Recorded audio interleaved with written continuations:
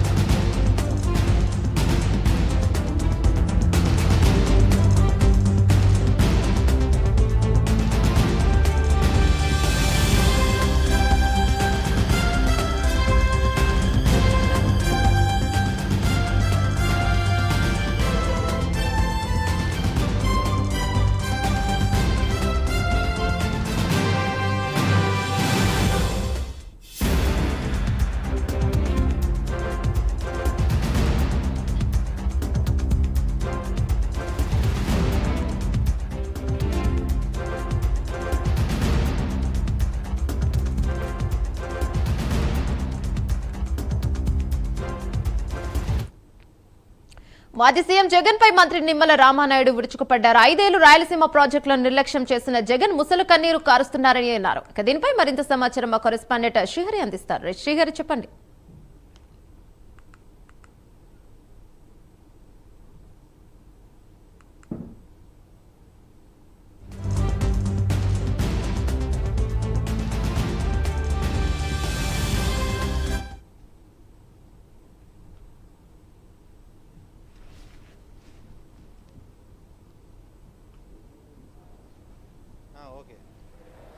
Right ఏమన్నా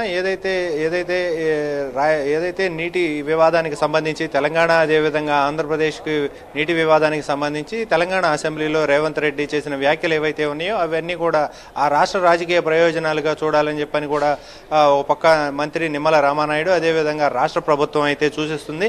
అయితే దీంట్లో ప్రధానంగా ఏదైతే రాయలసీమ లిఫ్ట్ ఇరిగేషన్కి సంబంధించి వివాదం ఏదైతే తలెత్తిందో దీనికి సంబంధించి రాయలసీమకు సంబంధించి పెద్ద ఎత్తున అవినీతి, పెద్ద ఎత్తున రాయలసీమకు ద్రోహం ఏదైనా చేసింది ఏదైనా ఉంది అంటే అది జగన్ ప్రభుత్వంలో జగనే చేశారంటూ తెలుగుదేశం నాయకులు అదేవిధంగా మంత్రి నిమ్మల రామానాయుడు ఇరిగేషన్ శాఖ మంత్రి పెద్ద ఎత్తున అయితే ఆరోపిస్తున్నారు. అయితే గతంలో ఏదైతే ఇరిగేషన్ ప్రాజెక్టుల పేరిట పెద్ద ఎత్తున స్కాములు జరిగాయి, దానికి సంబంధించిన గ్రీన్ ట్రిబ్యునల్ ఏదైతే ఉందో గ్రీన్ ట్రిబ్యునల్కు సంబంధించి కూడా అనుమతులు తీసుకోకుండా వేల కోట్ల రూపాయలు ఖర్చు చేసి ప్రజాధనాన్ని నిరుపయోగంగా ప్రాజెక్టులను ఉంచారు. వాటిలో జలకళ అనేది లేకుండా చేశారు గత ప్రభుత్వంలో. ప్రస్తుతం ఏదైతే అధికారంలోకి వచ్చిన తర్వాత కూటమి ప్రభుత్వం అధికారంలోకి వచ్చిన తర్వాత పెద్ద ఎత్తున నీటి ఏదైతే నిల్వలకు సంబంధించి పెద్ద ఎత్తున నిధులు ఖర్చు చేస్తూ వాటికి సంబంధించిన ఏవైతే ఉన్నాయో అనుమతులన్నిటిని కూడా తీసుకుంటూ ముందుకు వెళుతుంది. దీనికి సంబంధించే ఇప్పటికే అటు పోలవరం అవనివ్వండి, ఇటు సోమశిల, హంద్రీనివా ఏవైతే ఉన్నాయో ఇవన్నిటిపైన కూడా పెద్ద ఎత్తున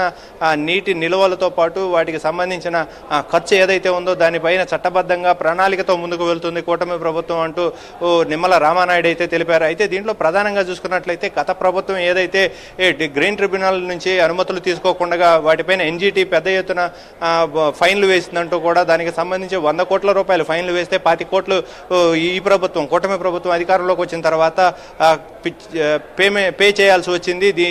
ఈ తప్పు గత ప్రభుత్వ పాలకులది కాదా అంటూ పెద్ద ఎత్తున అయితే ఆరోపించారు. అయితే గతంలో ఏవైతే ప్రాజెక్టులు పెద్దిరెడ్డి రామచంద్రారెడ్డి ఏదైతే పెద్ద శాఖ మంత్రిగా ఉన్నప్పుడు, ఏదైతే పర్యావరణ శాఖ మంత్రిగా ఉన్నప్పుడు కనీసం ఆయన శాఖలో ఉండి ఆయన సంస్థ ఏదైతే వర్కులు చేస్తుందో ఇరిగేషన్కి సంబంధించి వాటికి అనుమతులు కూడా ఆయన శాఖలో ఉండి ఆయన తీసుకోకపోవడం పైన ఎన్జీటీ పెద్ద ఎత్తున ఫైన్ వేసిందంటూ నిమ్మల రామానాయుడు అయితే ఆరోపించారు. దీంట్లో ప్రధానంగా ఏవైతే రిజర్వాయర్లు ఉన్నాయో ఈ రిజర్వాయర్లు మరమ్మతుల పేరిట కోట్ల రూపాయలు దండుకొని ఏవైతే వాటికి సంబంధించిన ఏవైతే ఉన్నాయో వాటన్నిటిని కూడా పెద్ద ఎత్తున వాటిని నిధులను దుర్వినియోగపరిచి కించపరిచారు, నిరుపయోగంగా ఉంచారు అంటూ రామానాయుడు అయితే ఆవేదన వ్యక్తం చేశారు. దీంతోపాటు ఆగ్రహం వ్యక్తం చేశారు. దీంతోపాటు ఏదైతే రాష్ట్రంలో రిజర్వాయర్లు ఏవైతే ఉన్నాయో వాటన్నిటిని కూడా ప్రస్తుత కూటమి ప్రభుత్వం అధికారంలోకి వచ్చిన తర్వాత వాటన్నిటిని నీళ్లు నిల్వలతో పాటు రాయలసీమను రత్నాలసీమగా మార్చే దిశగా గతంలో ఎన్టీఆర్, ప్రస్తుతం సీఎం చంద్రబాబు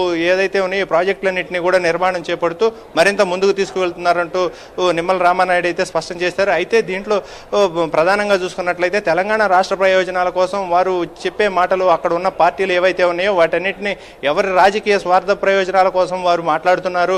వాటిని బేస్ చేసుకొని ఇక్కడ ప్రజల మధ్య విద్వేషాలు రెచ్చగొట్టే విధంగా జగన్ ఏదైతే ఉందో వైసీపీ పెద్ద ఎత్తున దుష్ప్రచారం చేస్తుందంటూ నిమ్మల రామానాయుడు అయితే స్పష్టం చేశారు. యమున. Thank you Srihari.